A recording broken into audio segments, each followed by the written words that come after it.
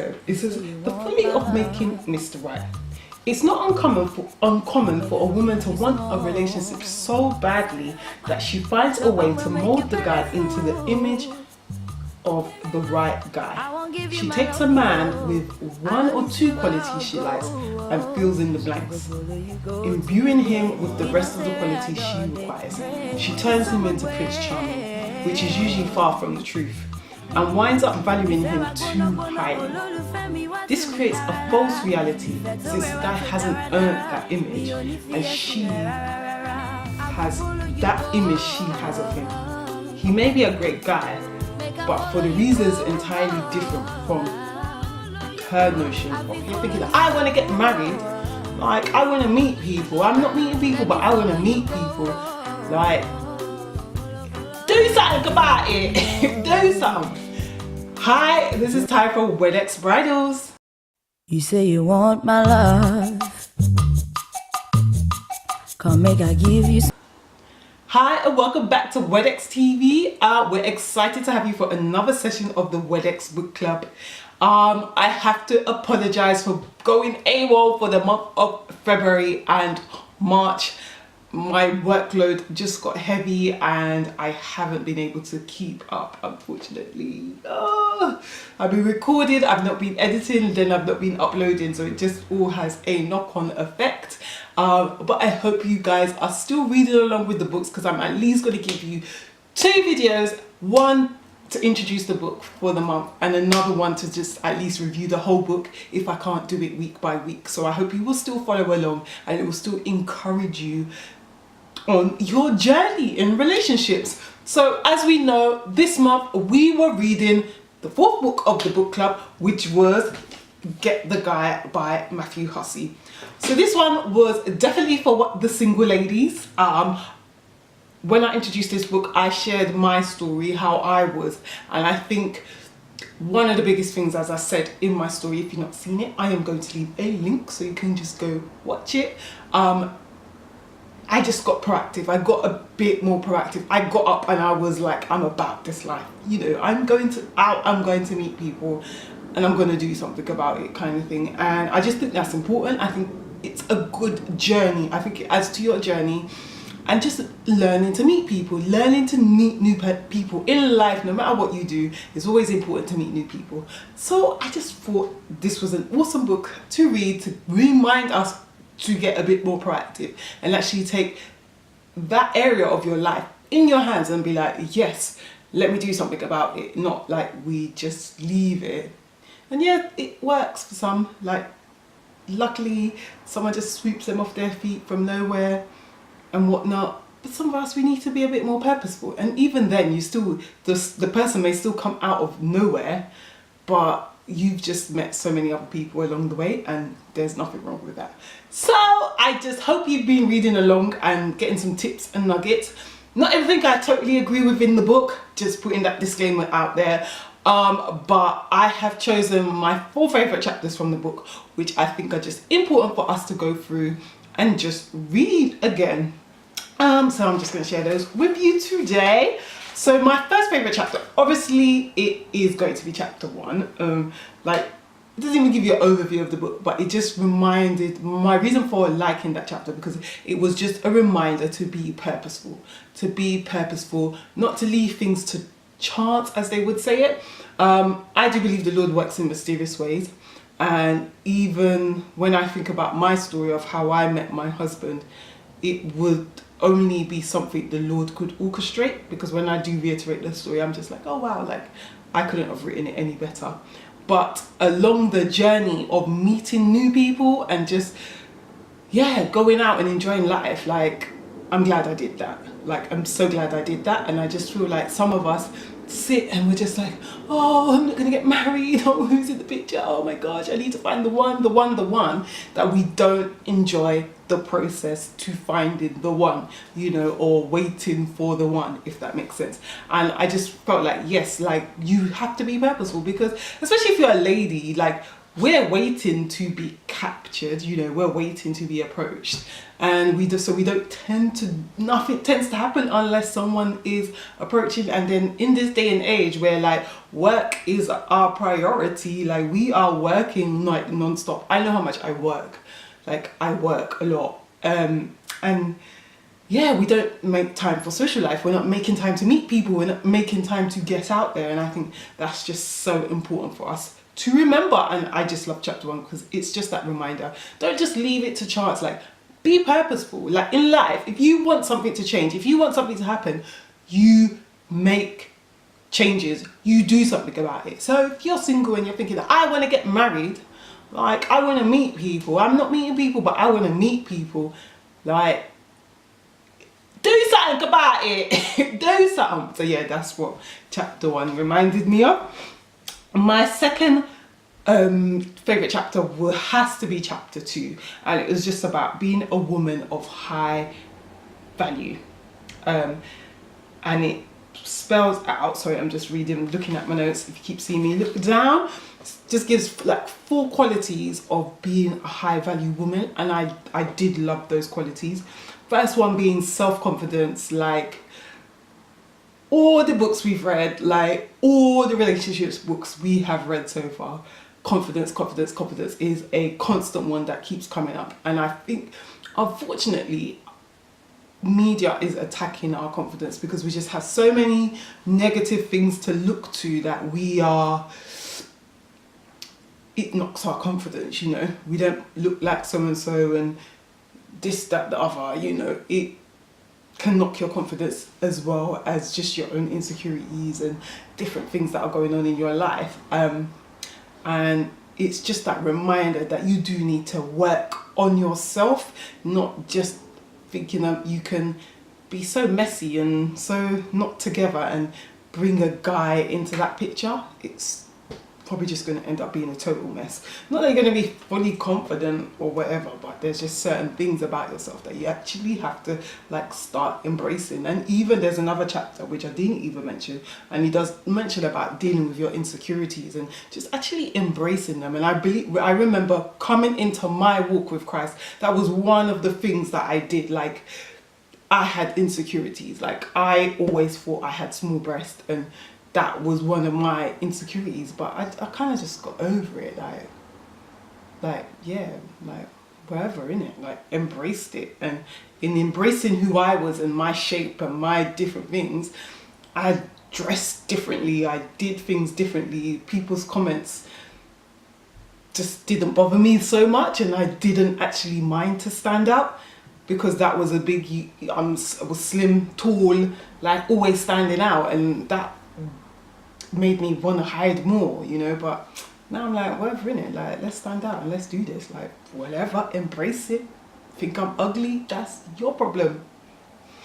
So we've got to get to a place where we are more confident and not afraid to say, yeah, I think I'm pretty, I do think I'm beautiful, or just look in the mirror and just like, yeah, look at me, like look at yourself and be like, yeah, I am pretty. Might not be the prettiest girl in the world, but I'm pretty, like I ain't ugly, you get me? So self-confidence, and it goes deeper than that as well, but you know, looking at yourself first, I just think that was a good one. And it talks about independence, basically talking about having your own life. You know, some of us are just at home. It talks about having meaningful activities that you take part in. I think that is so important. Work shouldn't just be your be all and end all, because you will find in marriage, you will probably just work, come home and sleep.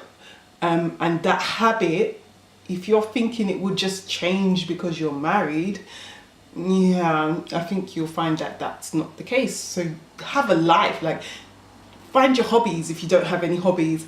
Find something to do, go to the gym or something, like have a life, something that you enjoy, that doesn't, especially, yeah, those things that don't require other people, that you just enjoy, if you get what I mean. So yeah, having a life in that kind of independence. And I know in some cultures you will get that, they will scare you about being an independent woman, because you know that will scare the guy away and this, that, the other. girls, like, let's get ourselves together, basically. Let's get ourselves together and show that we are capable. Yeah, because that adds to your value. Like, I think a guy will appreciate that you are a woman of high value. And yeah. It also talks about integrity and talking about holding your principles. So not having your standards and just letting them go because you're trying to impress, or you're trying to accommodate for this moment. You know, that he talks about a guy will appreciate that. Like, even obviously, like, if a guy wants to sleep with you and your mind is thinking, oh, I don't want to lose him, so I'm going to sleep with him, you shouldn't. You shouldn't. If that's your standards, you're saying, you know what, I don't want to sleep with a person, and the person that I want to sleep with is the person I'm going to marry, and I won't do that until we're married. Like, you want to find someone that's got those same standards as well, and you want to keep to them as well. You shouldn't let them go just because so and so is here, like, or I don't want to, you're afraid of this or you're afraid of that. Like, keep your standards. And it's true, I know that as well. A guy will like that. Even if he's not getting what he wants, he will like the fact that you are a woman of high standards, you know, and you have principles, you have beliefs. Not that you're being unreasonable, because sometimes we can be borderline unreasonable, but you have principles and standards that are, you know, that you are adhering to, and you're not trying to yeah, like, just be anyhow, just be there. So just check yourself, girls, and check what your, you know, what you think about it, what are your values, what are your beliefs, you know, where do you want to go, and don't compromise them because you're trying to keep a man, basically. And it talks about femininity, like, don't forget to be a woman, and yeah, like, grooming ourselves. I can't remember exactly the exact words, but just like looking after yourselves and being a woman, you know. So I definitely recommend read that chapter 2 and just actually look at it as well. There are, I would say, a lot of other things, but I did feel like he did raise 4 good points that is like, yeah, that is something to think about.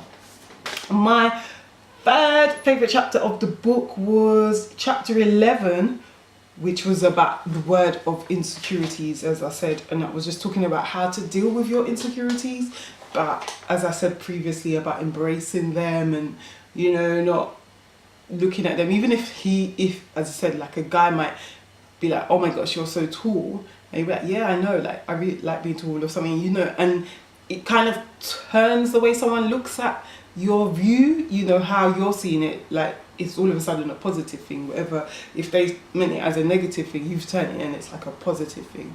But you can only do that if you're ready to embrace your differences, ready to embrace your insecurities and deal with them. And I just think that's an important chapter to read and actually just think about.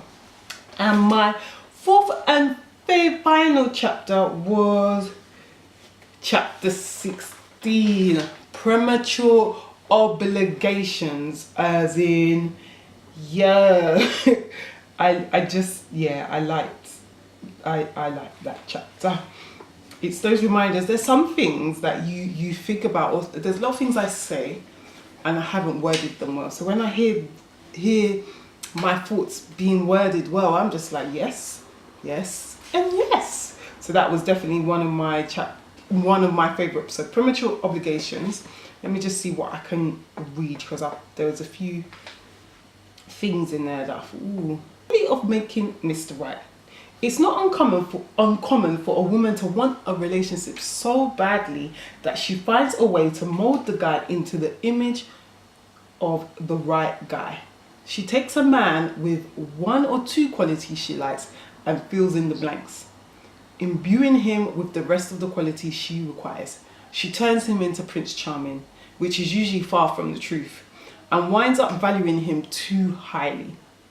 This creates a false reality, since the guy hasn't earned that image, and she has that image she has of him. He may be a great guy, but for the reasons entirely different from her notion of him. And then it goes on a bit more, and this was He says, he may have earned your approval as a person, but he hasn't earned your approval as a partner until he really invests in you. And I just felt like that chapter was just bringing out some key things, especially that dreamy place that we get to, that I always mention, that you always need that sober person in life that will just assess things, help you assess things correctly. But just bearing that in mind, because we do that. I do believe we do that, especially if we're like eager to find the one, you know, where we're so eager to be with the one. Yeah, we can really fill in gaps, and some really bad warning signs can be there and you just completely ignore it. And I really like that last sentence that I mentioned. He said, he may have earned your approval as a person, but he hasn't earned your approval as a partner until he really invests in you. Like, it's just true. Like, don't sell yourself short, basically. Do not sell yourself short. Do not sell yourself short, basically.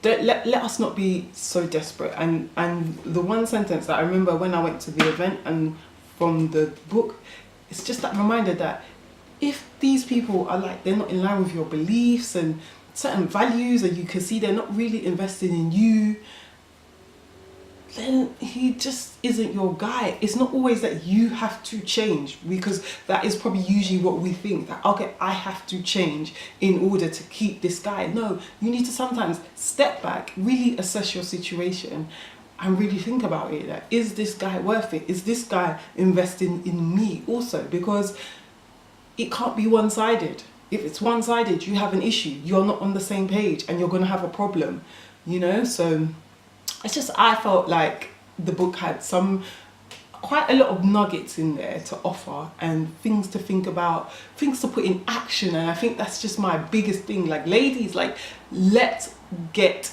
into action. Like, make things happen. Make things happen. Yeah? Make things happen. So thank you for watching this video. That does bring it to an end. And as I said in the beginning, I am embarking on a new project and I want you guys involved. It is one for all you single ladies. And I really want to help you along this journey to find the one. So if you're interested in knowing more, fill in the survey link, which I'm going to leave below, and get involved. And I'll tell you more about it in another video. But trust me, if you're single and you want to make a change, then yes, you need to get involved.